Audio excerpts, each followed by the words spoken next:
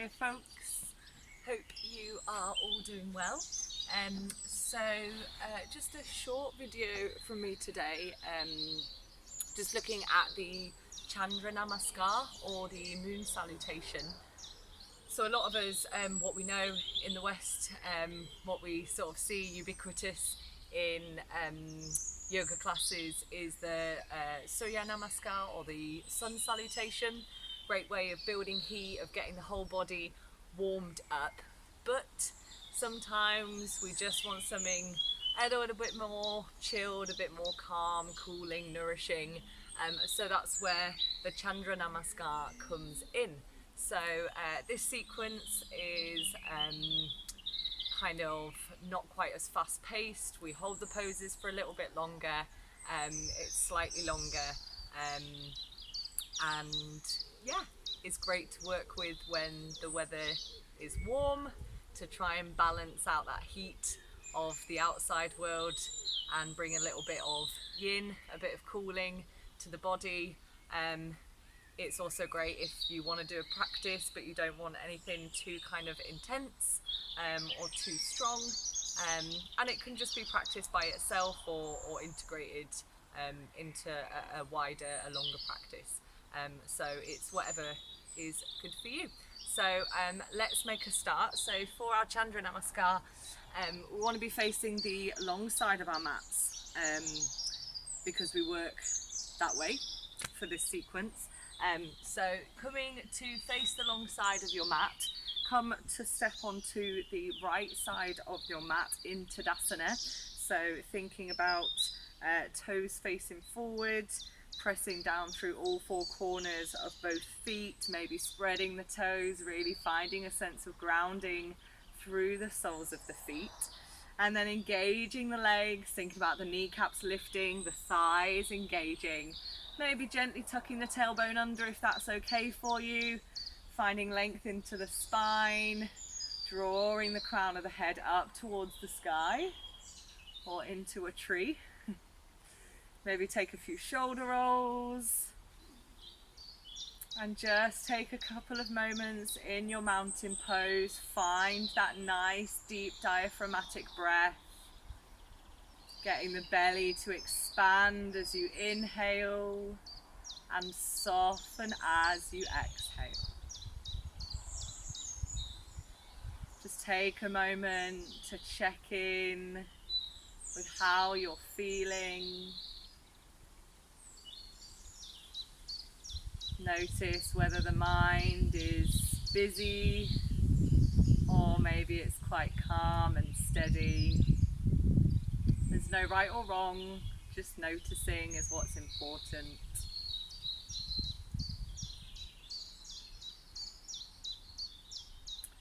So when you're ready, with an inhale, we're going to take the arms up and overhead. Watch out for any trees. Hands can stay apart or come together, whatever's good for your shoulders. Keep the shoulders nice and soft away from the ears. As you inhale, find as much length as you can. Exhale to take the arms over to the left. Keeping that right hip sucked in, keeping shoulders soft, chest nice and open. Drishti can lower down to the floor or lift or just straight ahead. Nice deep inhale to come back up to center, and then exhale as the arms come over to the right this time. Keep pressing down through both feet.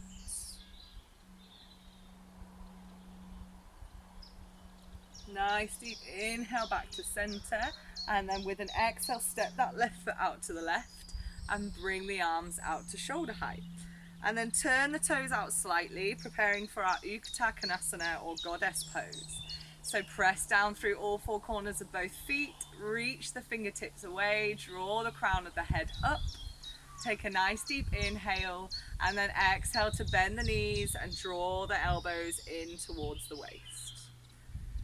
So our mountain pose, we want to think about how we might be sliding down a wall rather than when we might take a squat and we take the bum out. We want to keep the heart stacked over the hips in this pose. Take a look down at your knees, and if they're sort of falling in slightly and it's okay for you, just very gently push them out so that the knees are tracking over the toes.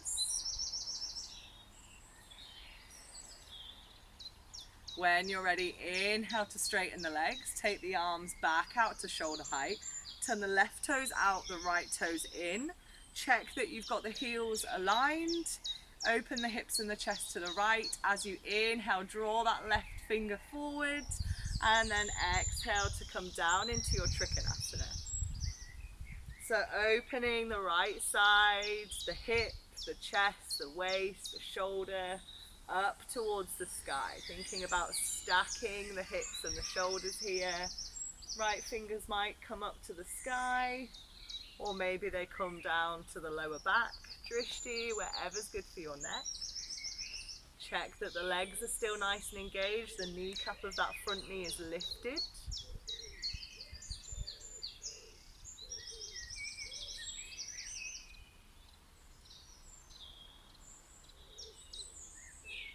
If you've taken that right hand to the lower back, then take the right fingers back up into the sky, squeeze the legs together, ground down through the feet. Nice deep inhale to come back up to center, and then gently release the arms down. We're going to turn the hips and the chest to face towards those left toes.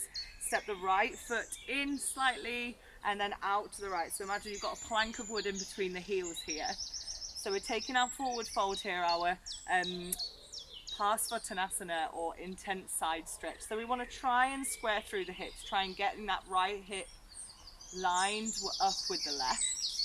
Roll the shoulders down the back, press down through the feet. Inhale as you lengthen the spine, and then exhale, reaching the chest forwards, keeping the spine nice and long if you can, and then just dropping the gaze to find length in the spine. If it's okay for you, maybe you just gently nudge that left hip backwards, that right hip forwards. Don't force it, listen to your body, take it easy. Hands might stay on the hips or release down to the leg, or if it's available, maybe bringing them down to the floor. Try and keep that length in the spine. Try not to let the ego tell you that the goal is to get the head down to the shin. Keep pressing into the outside edge of that back foot so that that front leg isn't taking all of the weight.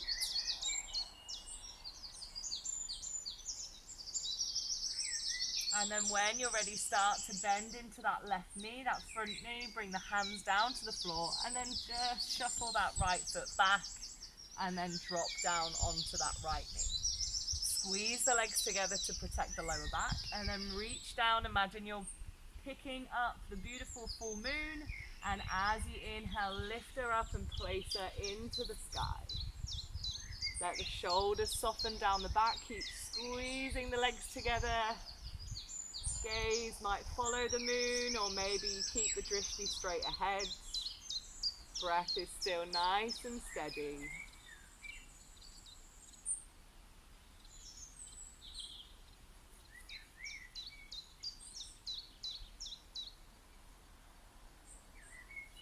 When you're ready, with an exhale, releasing the hands down to either side of that front foot.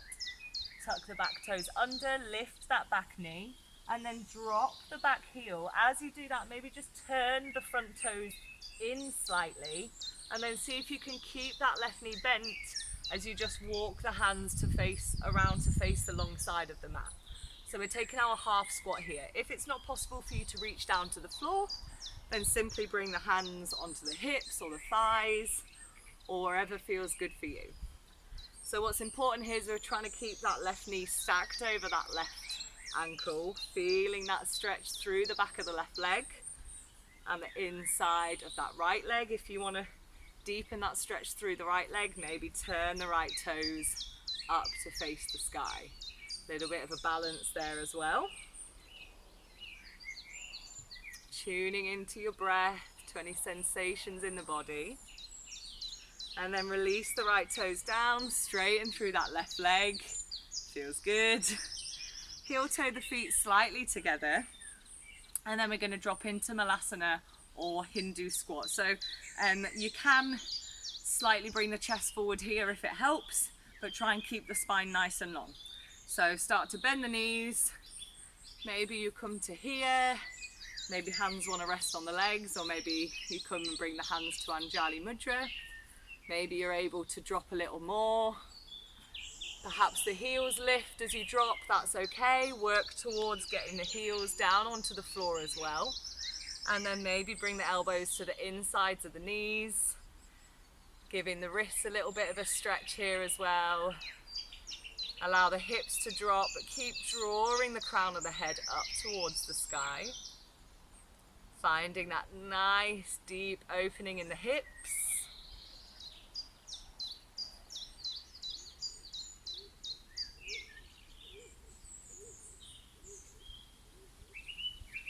And then when you're ready, from wherever you are, press down through the feet as we inhale.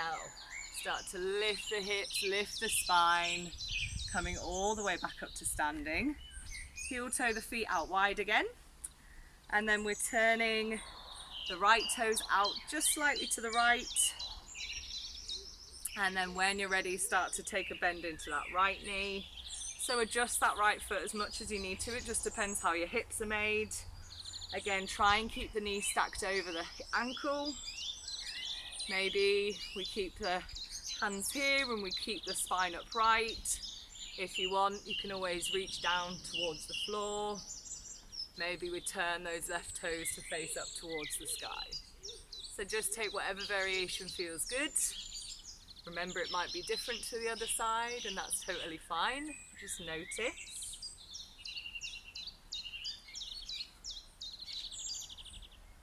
If you've got those left toes lifted, gently drop the left toes, and then everyone walk the hand around to the right side of the mat. Slightly shuffle the feet so you're coming into a lunge, and then just drop that back knee down. So squeezing the legs together once again to protect the lower back. Reach down for your full moon, and inhale, place her up into the sky. Maybe the drishti follows. Let the shoulders soften down the back. Keep strong through the legs. Try to avoid going really soft here, as much as it might feel really good. It's okay to do sometimes, but it's going to put a lot of compression, a lot of pressure onto your lower back if you do that often. So really think about squeezing the thighs together, and that just helps to support the pelvis and the lower back.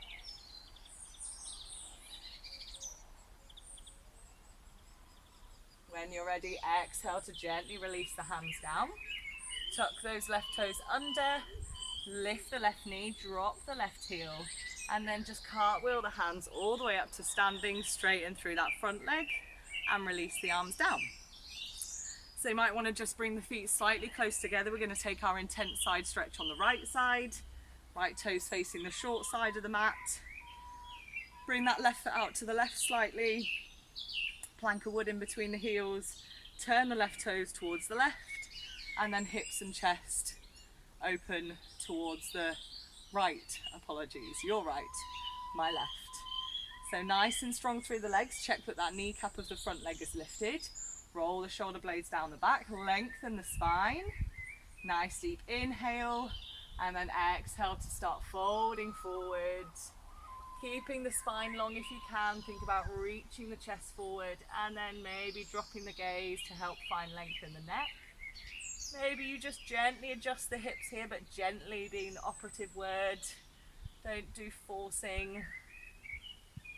And then hands maybe stay on the hips or release down to the leg or the floor. And just notice here, is there a little bit more give in that left hip to come round than there was on the right, or a little bit less? Keep pressing down into the outside edge of that back foot.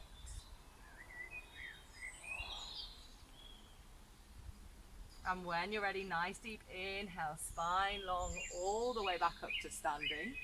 Open the hips and the chest to the left. Shuffle that back foot, that left foot back out, preparing for Trikonasana. So heels maybe become aligned again. Hips and chest open to the left. Nice deep inhale to take the arms up. Relax the shoulders. Reach the fingers away. Imagine someone's got hold of those right fingertips. As you inhale, they're drawing you just slightly towards them. And then exhale to come down into your triangle pose. Opening the whole of the left side up towards the sky. Maybe the fingers come up, maybe they come to the lower back. Maybe the drishti follows the fingers, maybe it stays ahead or drops down. Keep squeezing the legs together, keep finding that opening in the hips and the chest. And breathe. And enjoy.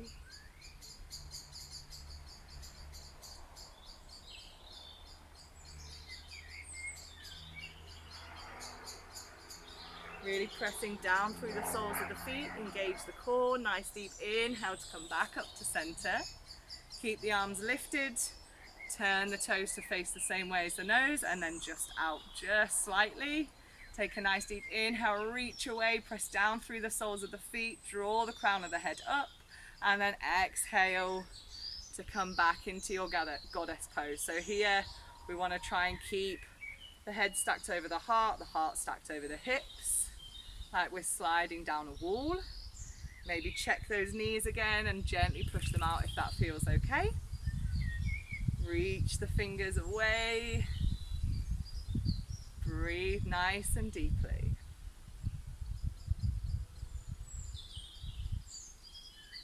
And then with a nice deep inhale, extend the legs, extend the arms.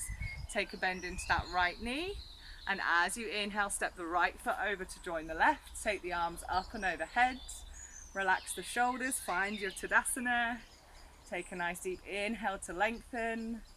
Exhale to take the arms over to the right.